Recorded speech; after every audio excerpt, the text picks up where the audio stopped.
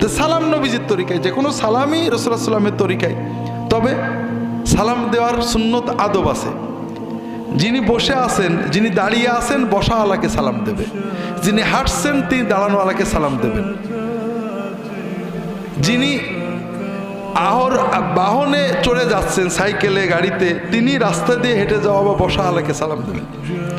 যিনি মাজলিসে আসলেন, তিনি মাজলিসকে সালাম দেবেন। কিন্তু আমরা কি করি?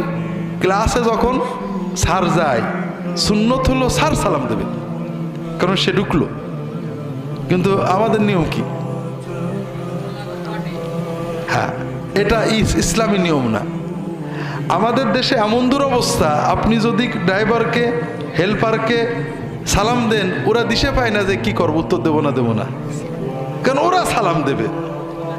আমি নিজে দেখছি, যখন ইউনিভার্সিটির গাড়িতে উঠি, হেল্পারকে সালাম দিলে দিশে পাই না, ড্রাইভারকে সালাম দিলে ওরা সালাম দেবে আগে।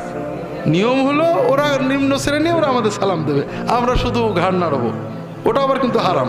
সালাম শুনে ঘাড় নাড়া কিন্তু হারাম। সালামের জবাব মুখে যে সালাম দিয়েছে তাকে শুনিয়ে বলা ইসলামের নির্দেশ।